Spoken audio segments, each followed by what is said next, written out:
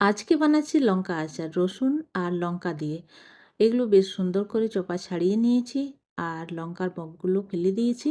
তারপরে সুন্দর করে তেলে ভেজে নিয়ে আর তারপরে এটায় একটু হালকা গুঁড়ো করে নিয়েছি। আর এই দেখো এখানে নিয়েছি মেথি, পানমোহরি, কালো জিরে আর সর্ষে, সাথে দিয়েছি এখানে জোয়ান। হালকা করে ভেজে নিয়ে এক রেখে ঠান্ডা করে একটু গুঁড়ো করে নেব হালকা হালকা। তারপরে এটাই নিয়ে নিচ্ছি, এই যে আছে ধনে গুঁড়ো, ধনে, গোটা ধনে, গোটা জিরা, আর আছে ছোলার ডাল, আর আছে বাদাম, আর এখানে একটা দুটো সর্ষে দিয়েছি, সাথে গোলমরিচও কিছুগুলো দিয়েছি। বেশ সুন্দর করে ভেজে নিয়েছি। ঠান্ডা হওয়ার পর সুন্দর করে এটাও পিষে নেব। এমনভাবে পিষতে হবে যেন পুরো মিহি না হয়, একটু দরদরা যেন থাকে। এই যে এটা হয়ে গেছে। তারপরে তেল গরম করছি, সরষের তেল। বেশ সুন্দর করে গরম করে ঠান্ডা করে নিচ্ছি।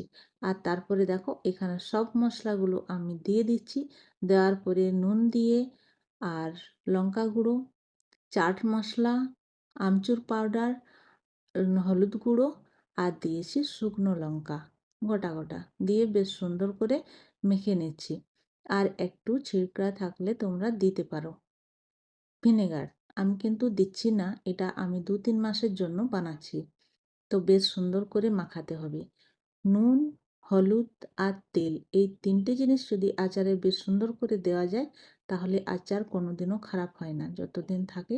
মোটামুটি মাঝে মাঝে রোদে দিলে ভালো থাকে। আর এই বোতলটা আমি বেশ সুন্দর ধুয়ে মুছে পরিষ্কার করে নিয়ে একটু উনুনে সেঁকে নিয়েছি। তারপরে এই আচারটা আমি এই বোতলটার ভিতরে বেশ সুন্দর করে রেখে দেব। তোমরা কোথা থেকে ভিডিওটা দেখছো আমার একটু বলবে, আর আমার ভিডিও কেমন লাগে সেটাও বলবে। এতক্ষণ ধরে আমার যে ভিডিও দেখছো তার জন্য অসংখ্য অসংখ্য ধন্যবাদ। তো সুন্দর করে ভরে নিই। আর যখনই আচার বের করব তখন একটি শুকনো চামচ দিয়ে আচারটি বের করব।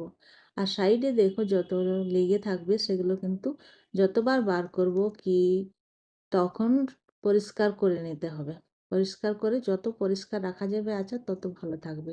আর আচার অনেক দিন যদি রাখতে হয় তাহলে মাঝে মাঝে রোদে দিতে হবে। তেল একটু কম আছে, পরে আমি আবার তেল গরম করে সরষের তেল ঠান্ডা করে আর দিয়ে দেবো, কেননা আচারে যদি আচার ডুবে থাকে তেলে তবেই আচার ভালো থাকে।